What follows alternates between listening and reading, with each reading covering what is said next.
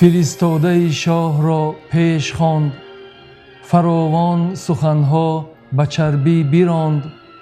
که من شهریاری تو را کهترم، به هرچ او بفرمود فرمان برم. بگویش که گرچه تو هستی بلند، سه فرزندی تو بر تو هست ارجمند. پسر خود گرامی بود شاه را، به ویژه که زیبا بود گاه را. سخن هرچی گفتی پذیرم همه، ز دختر من اندازه گیرم همه. که گر پادشاه دیده خواهد ز من، وگر دشت گردان و تخت یمن.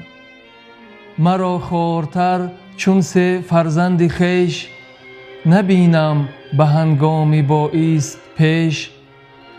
پسر شاه را این چنین است کام، نشاید زدن جز به فرمانش گام. به فرمان شاه این سه فرزند من، برون آنگه آید ز پیوند من. کجا من ببینم سه شاهی تو را، فروزنده تاج و گاهی تو را. به شادی بیایند نزدیک من، شود روشن این جان تاریک من. شود شادمان دل ز دیدارشان، ببینم روانهای بیدارشان. ببینم کیشان دل پر از داد هست، به زینهارشان دست گیرم به دست. پس آنگه سه روشن جهان بین خویش، سپارم بدیشان به آیین خویش. گر آید به دیدار ایشان نیاز، فرستم سبکشان بر شاه باز. سراینده جندل چو پاسخ شنید، ببوسید تختش چنان چون سزید.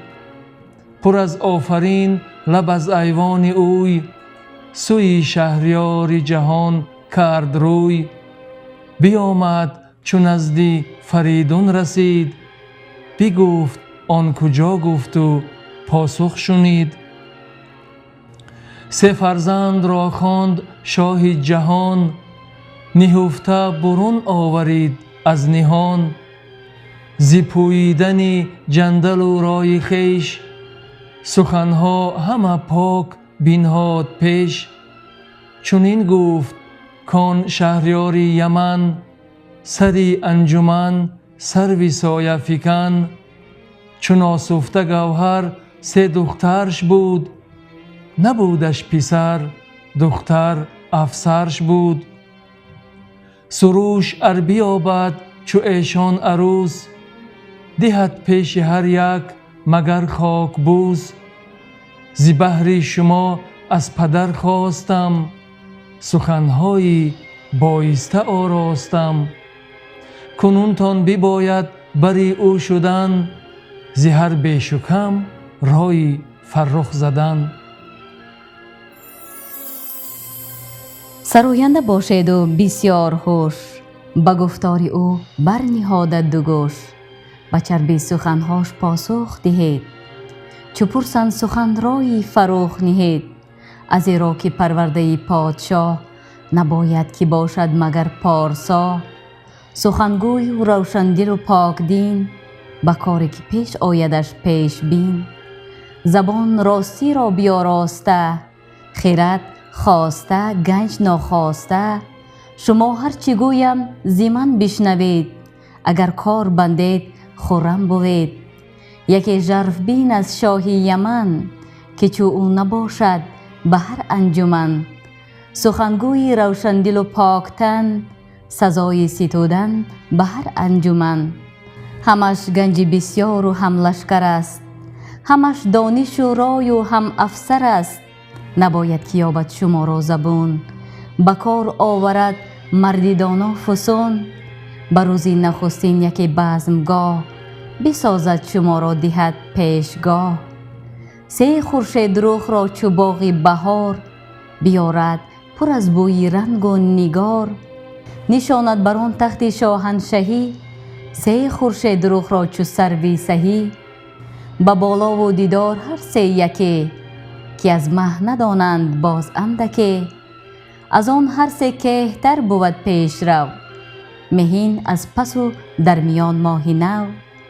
نشیند کهین نزد مهتر پسر، مهین ماه نزد کهین تاجور. میانین نشیند هم اندر میان، بدان کت زدانش نآید زیان.